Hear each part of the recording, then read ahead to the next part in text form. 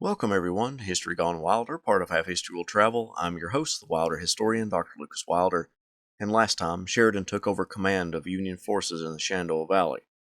Now, he continues to rid the valley of Confederate forces. If you like what I do, please consider subscribing to the channel if you haven't done so already, join the Patreon page, and purchase something from one of my online stores. Every little bit helps. Thank you. After the first couple of battles with Jubal Early at Winchester and Fisher's Hill, Sheridan began to lay waste the Shenandoah Valley, burning fields and killing livestock that could make it into the Confederate Army's hands. For the residents of the valley, they called it the Burning. Sheridan remarked, "I do not hold war to mean simply that lines of men shall engage each other in battle. This is but a duel, in which one combatant seeks the other's life. War means much more, and is far worse than this. Death is popularly considered the maximum punishment in war, but it is not. Reduction to poverty brings prayers for peace more surely and more quickly than does the destruction of human life." One of the biggest thorns in Sheridan's side was Mosby's Rangers in and around Loudoun County, Virginia. The Confederate partisan ranger, John Singleton Mosby, was a skilled scout and raider, constantly providing annoyances to the Union armies who moved around his region that became known as Mosby's Confederacy. Sheridan and Mosby jousted back and forth, taking retribution as each side committed acts against one another, and Sheridan attacked civilians' livelihoods. One of, if not the worst moment of Sheridan's time in the valley was when his topographical engineer, John Meigs, whom Sheridan had come to care about like a son, rode up to some Union troopers on his way back to camp. The troopers weren't Union men, they were Confederate scouts wearing blue. The rebels took advantage of the situation and ordered the men to surrender. One of the survivors of the incident returned to Sheridan and told the general that the raiders had shot Meigs after he had surrendered. In anger, Sheridan ordered all the homes burned within 5 miles of the incident, which included the town of Dayton. Union soldiers moved into the town and informed its populace of what was to happen to their homes. Women flung their arms around the necks of the blue soldiers, begging them to have mercy, but they had to follow orders. They did, however, help the people move their belongings out of the homes. Being informed of what was happening to their homes, the Confederates released one of their prisoners to tell Sheridan the true story. The released prisoner told Sheridan that the rest of the company tried to surrender, but Meigs had drawn his pistol and fired, hitting one of the Confederates. This resulted in those men firing back at Meigs and killing him. Sheridan must have believed the story because he put a stop to the order to burn the houses within 5 miles of the incident. However, the Virginia civilians didn't get off without retribution. Sheridan ordered just the homes in the general vicinity of Meigs' death to be burned. At Woodstock, Virginia, Sheridan reported to Grant, "In moving back to this point, the whole country from the Blue Ridge to the North Mountain has been made untenable for a rebel army. I have destroyed over 2,000 barns filled with wheat, hay, and farming implements, over 70 mills filled with flour and wheat, have driven in front of the army over 40,000 head of stock, and have killed and issued to the troops not less than 3,000 sheep. Tomorrow I will continue the destruction of wheat, forage, etc., down to Fisher's Hill. When this is completed, the valley from Winchester up to Stanton, 92 miles, will have but little in it for man or beast." Along with Mosby's raiders that gave Sheridan a headache, Thomas Rosser's Laurel Brigade of cavalry constantly harassed the Union column, capturing wagons, soldiers, and slowing the progress of Sheridan's army. Sheridan grew irate at his own cavalry's inability to stop Rosser.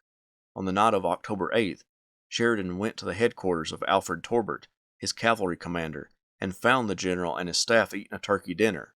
Sheridan burst out, "If you ain't sitting here stuffing yourselves, General, staff and all, while the rebels are riding into our camp, having a party while Rosser is carrying off your guns, got in your nice clothes and clean shirts. Torbert, mount quicker than hell will scorch a feather. I want you to go out there in the morning and whip that rebel cavalry, or get whipped yourself." On October 9th, the Union cavalry and the rebel counterparts fought at the Battle of Tom's Brook. Rosser's cavalry were driven from the field in what became known as the Woodstock Races. The defeat was a blemish on Rosser, Early, and the Confederacy, but it allowed Sheridan to gain an important hold on the valley by eliminating a lot of the enemy's cavalry. A few days later, Secretary of War Edwin Stanton called on Sheridan to come to Washington to discuss further operations before Stanton sailed for City Point and met with Grant. Sheridan placed his army along Cedar Creek. His left flank was weaker than his right, but it was buttressed by mountains, and that's the way he left it as he moved toward Washington. The Confederates made a dawn attack on October 19th against Sheridan's weak left flank and caved it in, rolling up the Union battle line, sending 2 of Sheridan's corps skedaddling for the rear, nearly 20,000 men. Jubal Early gambled with this bold move, attacking a numerically superior enemy, and his gamble was paying off.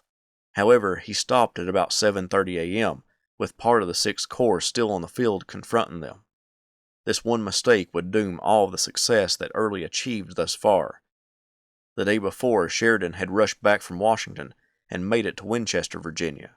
The morning of the 19th, a courier came to Sheridan to report artillery fire near Cedar Creek. Sheridan was unconcerned, knowing that part of his army was launching some reconnaissance that morning. Still, Sheridan wanted to reach his troops. Sheridan mounted his horse and rode toward the sounds of battle.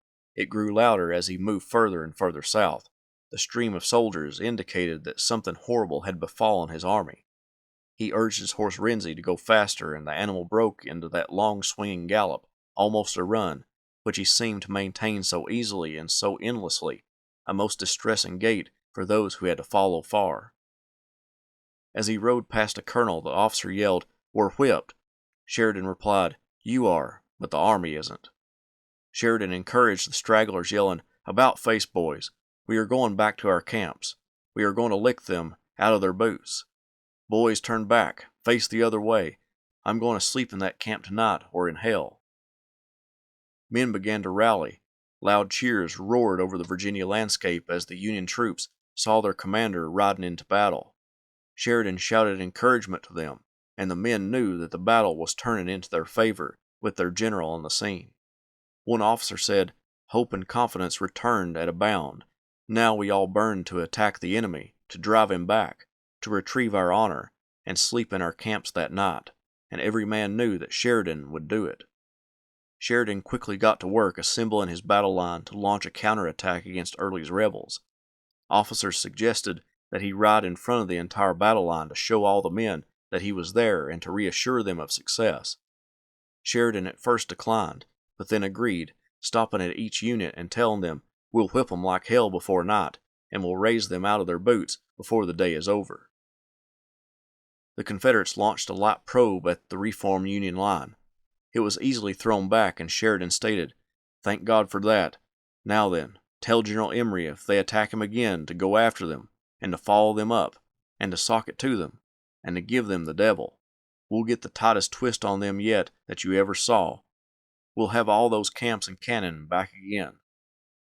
By mid-afternoon, Sheridan ordered his men to launch their attack. A gap in the Confederate line welcomed the blue-clad soldiers' attack, and they burst through the gap, separating the wings of the Confederate battle line. The rebels crumbled and began to run for the rear, with Sheridan urging his men to continue to pursue them. The Union horsemen captured prisoners and wagons, with one of the prisoners being Confederate Major General Stephen Dodson Ramseur. Ramseur was shot through both lungs as his men stood defiantly against Sheridan's attack. Ramseur was taken to the Belgrove plantation and laid on his deathbed in the library. Friends from West Point and the old army came to visit him, including Sheridan and George Armstrong Custer. Ramseur died the next morning. As the battle wore down, the Union army had to stop the pursuit as it had gotten dark. A bonfire was built, and Sheridan and some officers were standing around it discussing the day and celebrating the victory. Custer came riding up about 9 p.m., jumped off his horse, grabbed Sheridan by the waist and lifted him up, exclaiming, "By God, Phil, we've cleaned them out of their guns and got ours back." One historian explains the importance of the Battle of Cedar Creek to Sheridan. The rare 11th hour victory transformed Sheridan into one of the nation's best-known military leaders literally overnight. In Washington, D.C., citizens paraded by torchlight through the White House grounds in homage to Sheridan and his men.